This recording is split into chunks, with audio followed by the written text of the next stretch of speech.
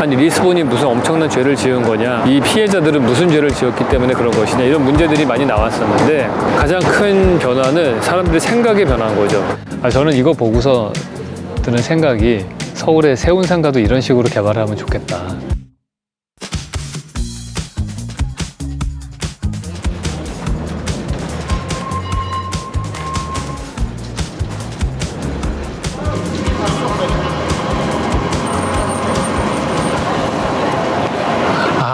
이게 이 바닥 이거 만드는 인부를 동상으로 만들어 놨나 봐요. 저렇게 하더라고. 돌을 다 이렇게 깨가지고 하나하나 끼워 넣는 걸로 만들더라고요.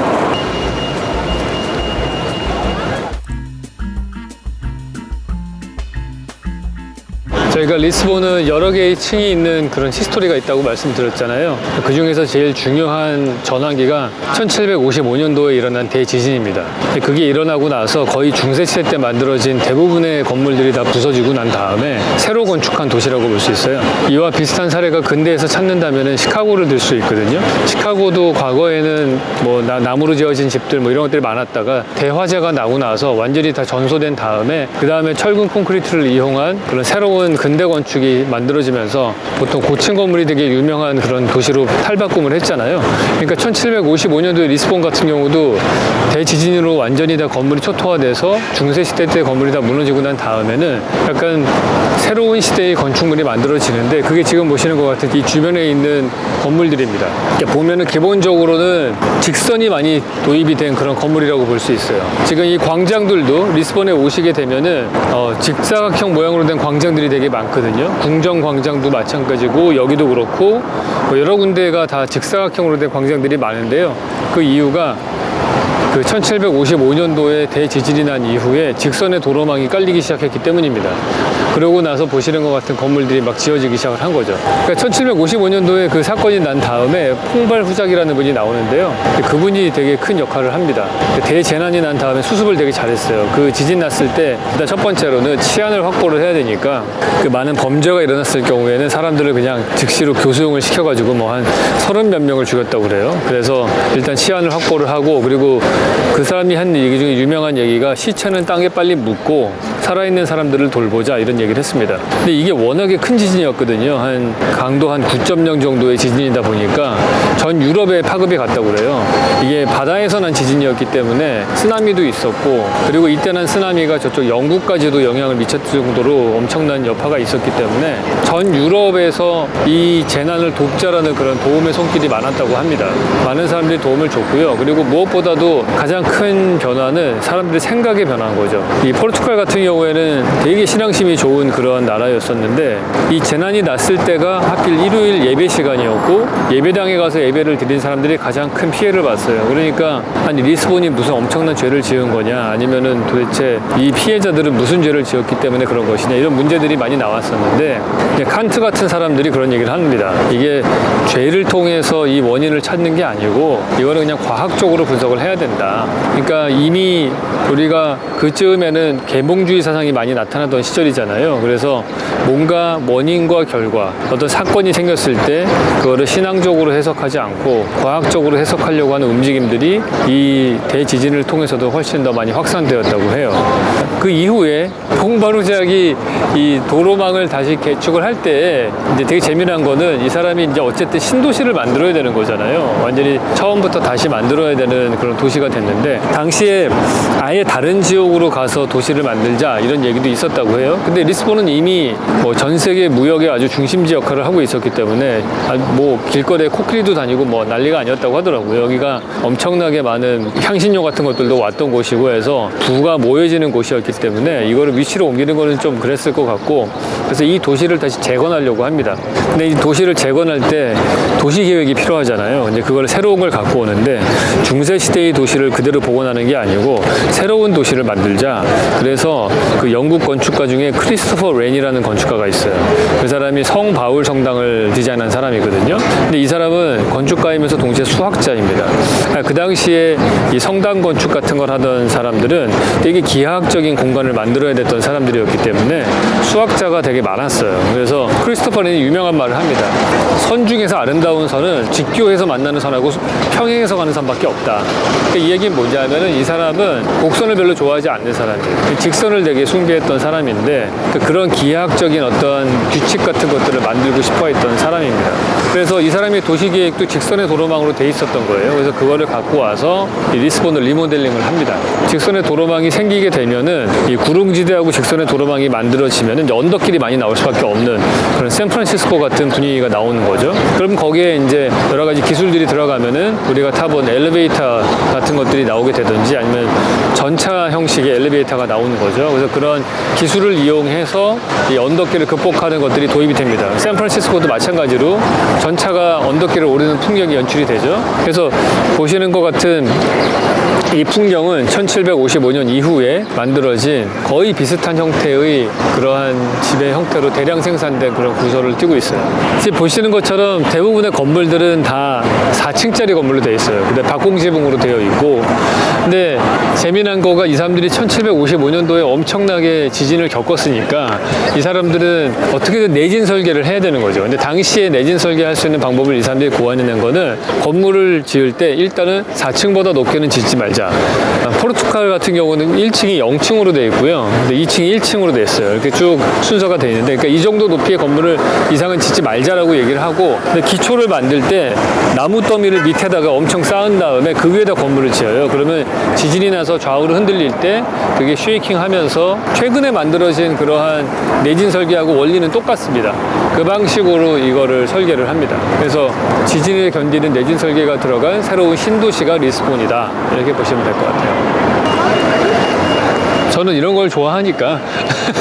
그러니까 건축가가 설계를 할 때, 인면 설계할 때 제일 골치 아픈 게 뭐냐 하면은 현대 건축이 되게 인면 설계하기 어려운 거가 벽의 양이 별로 없어요. 그러니까 유리창으로 다 건물을 파사드를 설계를 하면은 이게 되게 밋밋하기 때문에 재미가 없거든요. 근데 보시는 것처럼 이 벽이 구조체니까 일단 서양의 오래된 건축들은 다 창문이 인면 표면의 한 35%? 이 정도밖에 차지를 하지 않거든요. 40% 많아봐야. 그러다 보니까 이게 훨씬 더 뭔가 면으로 느껴지게 되면서, 특히 광장 같은 경우에는 이 벽체가 그런 미음자로 딱 잡아주면은 이 광장의 공간을 딱 프레임을 해주거든요. 그래서 이 외부 공간에 있을 때 느낌이 되게 좋은 거예요.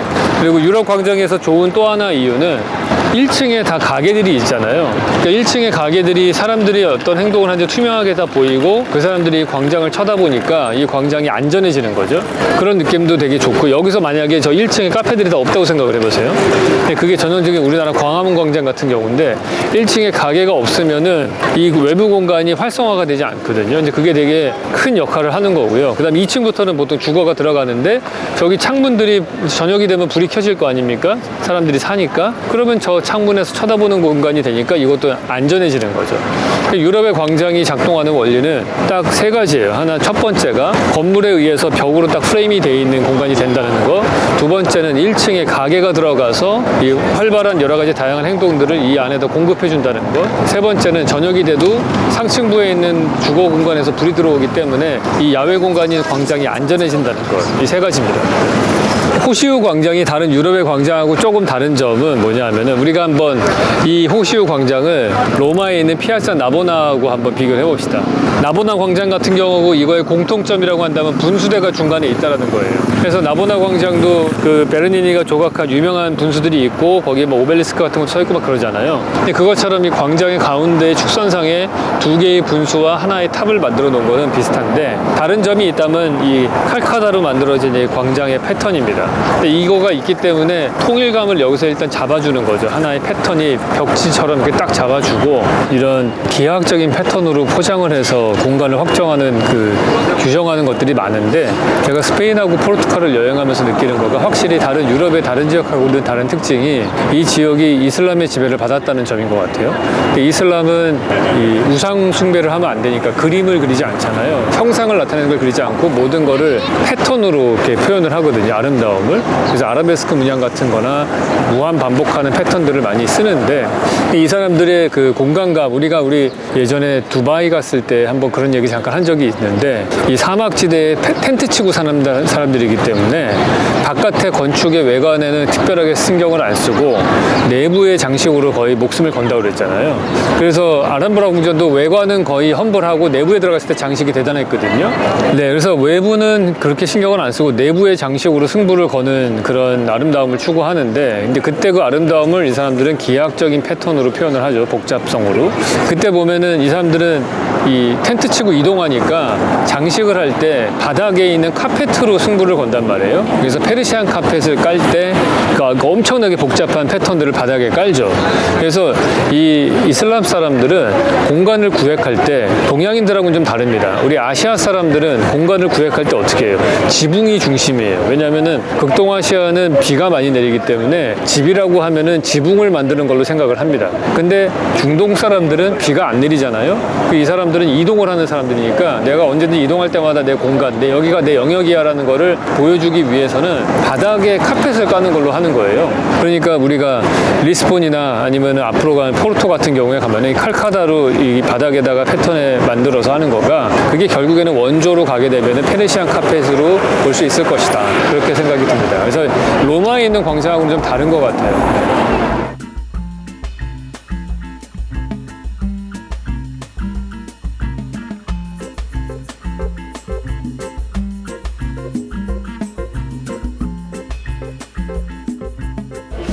네, 지금 저희가 들어온 이곳은 그 1755년도에 대지진 때문에 무너진 그 성당의 안에 들어와 있는데요. 보시는 것처럼 기둥과 볼트 구조 몇 개 리브만 남겨져 있고, 이제 지붕의 그 구조체들은 다 떨어져서 없어졌어요. 사실은 저 돔 구조가 지진에 되게 취약합니다. 그래서 예전에 그 이스탄불에 있는 하기야 소피아도 몇 번이나 그 무너져 내렸었거든요. 그래서 지금의 그 하기야 소피아 지붕을 다시 만들고 했었는데, 이게 아무래도 쉘 구조가 비슷하다 보니까 그 지진 같은 데는 되게 취약한 거죠. 그래서 내려와서 지금 보면은 벽체는 서 있어요. 근데 그럼에도 불구하고 이게 더 멋있는 것 같습니다. 그랬기 때문에 우리가 최초의 성스러운 공간을 만든 거가 튀르키예 남부에 있는 göbekli tepe라고 하는 유적이잖아요. 기원전 8500년경에 만들어졌는데, 그것도 보시면은 돌로 만들어진 그 벽체만 한 2겹 둘러싸여 있어요. 그것만으로도 충분히 성스러운 구분된 공간을 만들 수 있다는 겁니다. 그래서 어떻게 보면은 건축에서 가장 처음으로 만들어진 건축 요소는 벽입니다. 벽을 통해서 공간을 구분하게 되는 거죠. 이것도 지붕은 다 없어졌지만은 벽체만으로도 충분히 내부에 들어왔을 때 주변 경관들을 다 지워버리고, 그러면 이 내부에 집중할 수 있는 그러한 실내 공간을 만들어주는 효과가 있어요. 어쩌면은 이 공간이 지붕이 없기 때문에 더 멋있어 보이는 걸 수도 있는 것 같아요. 예전에 제가 봤던 어떤 영화에서도, 유로파인가요? 그 영화 보니까 그 2차 세계대전 때 폭격으로 지붕이 다 없어진 그런 성당에 딱 들어가는 장면이 나오는데, 거기에 눈이 막 쫙 내리는 장면이 나오거든요. 그러니까 우리가 일반적으로 아는 성당이라고 하는 공간은 실내 공간이어야만 하는데, 그 안에 내부에 들어갔을 때 우리가 기대하는 공간과는 완전히 반전된 공간이 나오는 거죠. 그래서 이 공간이 훨씬 더 멋있었던 것 같아요. 오히려 주변에 있는 다른 골목길과 광장보다도 이 내부에 들어갔을 때 훨씬 밝았거든요. 그 컨트라스트가 이 공간을 더 특별하게 만드는 것 같기는 합니다. 저는 이거 보고서 드는 생각이, 서울의 세운상가도 이런 식으로 개발하면 좋겠다, 그런 생각이 들었어요. 우리가 항상 세운상가를 볼 때 건물을 그대로 유지해야 될 것이냐, 아니면 부수구석 공원을 만들어야 될 거냐, 이런 딜레마가 있잖아요. 이러지도 못하고 저러지도 못하는. 근데 드는 생각은, 세운상가를 우리가 슬라브를 다 우리가 없앤다고 치면은, 그렇게 되면은 양쪽에 벽들이 남게 되잖아요. 그리고 기둥들이 만약에 여기처럼 남았다고 칩시다. 그렇게 되면은 사실은 그 건물의 흔적은 그대로 남겨진 상태에서 그 밑에를 다 공원화 시키는 거예요. 그러면은 그게 세운상가가 벽체가 유적처럼 남아있게 되고, 그 뒤로는 그 벽체를 이용해서 다른 건물을 이어서 지을 수도 있겠죠. 쉽게 말해서 과거에는 건물의 인테리어 벽체였던 그 콘크리트 벽이 외부 벽이 될 수 있게 되는 거죠. 그렇게 되면은 그 세운상가의 역사적 흔적도 보존하면서 동시에 강북을 남북으로 연결하는 공원도 만들 수 있을 것 같거든요. 그래서 우리가 건물을 그대로 인테리어 공간을 유지한 상태에서 보존할 필요도 없고요. 이런 요소들만 남겨놔도 충분히 그 흔적을 다 살릴 수 있을 것 같아요. 그렇다면 우리가 2마리 토끼를 동시에 잡을 수 있지 않을까, 그런 생각이 듭니다.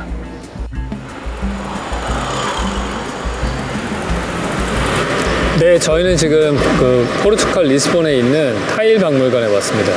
포르투갈의 타일은 아자리조라고 해가지고 되게 유명합니다. 이슬람의 영향을 받았기 때문에 아무래도 장식적인 것들이 많고요. 특히 실내 공간에다가 타일에 이렇게 그림을 그려가지고 붙여놓은 거가 되게 유명한 포르투갈의 전통 예술 중에 하나거든요. 건축에도 되게 많이 쓰이고요. 그래서 그 역사를 볼 수 있는 그런 공간인 것 같습니다. 한번 들어가 보겠습니다. 여기 특징이 타일을 다 손으로 그림을 그리는데 여러 장을 이어가지고 이렇게 하나의 큰 그림을 그리는 걸 하더라고요.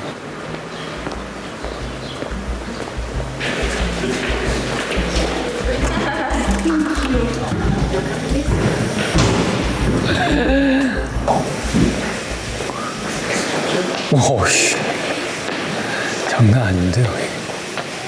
여기가 1500년대에 지어진 수도원 건물인데요. 다행히 1755년도에 그 지진에서는 살아남은 건물이래요. 그래서 지금은 이제 박물관으로 개조해서 쓰고 있는 데죠. 나는 이 공간이 특별한 것 중에 하나가 그런 것 같아요. 성당에 들어갈 때 보통 평지로 들어갔는데 여기는 계단으로 올라가잖아요. 그 계단으로 이렇게 올라가면서 자연스럽게 고개가 들어지는데 그러면서 이 천정 공간을 딱 보면서 진입을 하는 게 그 시퀀스가 완전히 다른 데하고는 좀 다른 것 같아요. 그래서 이게 별로 크지 않은 성당인데 훨씬 더 웅장하게 느껴지는 것 같아요.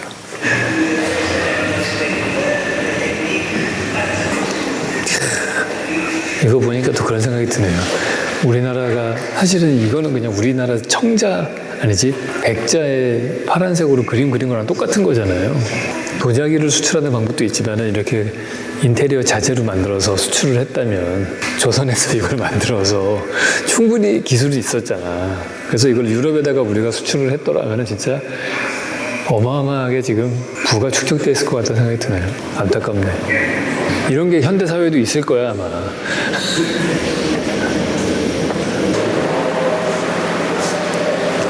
네, 요즘에 우리가 목욕탕에 붙이는 욕실에 붙이는 타일하고 똑같은데요? 근데 약간 이게 감동적인 거는 저는 그런 것 같아요. 얘가 얘하고는 다 디자인이 똑같은 거잖아요. 근데 사람이 손으로 만든 거란 말이야. 그 도안은 똑같은데 어쨌든 모듈러를 만들고 대량 생산한 제품인데 실제로는 수제품이기 때문에 완전 똑같지는 않아. 그러니까 산업혁명의 표준화와 대량 생산이라고 하는 그게 나오기 전에 인간의 손으로 만든 표준화와 대량 생산인 거잖아요. 완전히 고대 커스터마이즈 된 것도 아니고 그렇다고 현대 그 똑같은 것도 아니고 그 중간 단계의 제품인 것 같아요.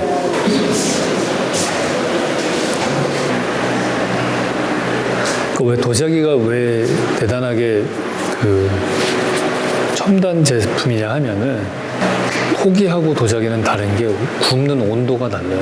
그 도자기가 훨씬 더 높은 온도에서 만들어야 되는 거거든요. 그래서 우리가 문명을 발달할 때 보면은 구석기, 신석기, 청동기, 철기 이렇게 옮겨가잖아요. 근데 그 위로 갈수록 시대가 발전할수록 차이점은 그거거든요. 그 용광로의 온도를 몇 도로 할 것이냐. 그 온도를 더 높게 만들면은 그러면 훨씬 더 그 강한 쇠를 뽑아낼 수 있는 철광석에서 쇠를 뽑아낼 수 있는 거기 때문에 그게 기술의 발전을 보여주는 거잖아요. 마찬가지로 토기냐 도자기냐가 그 차이가 있는 거거든요. 그래서 문명이 발달하지 않았던 뭐 야요이 토기 뭐 이런 그 시절에도 보면은 다 우리 빗살무늬 토기 이런 거 배웠잖아요. 토기는 그냥 웬만한 그림은 다 만들어. 근데 이제 유약을 바르고서 도자기로 딱 가는 순간 강도도 다르고 훨씬 더 첨단 기술을 내는 거예요.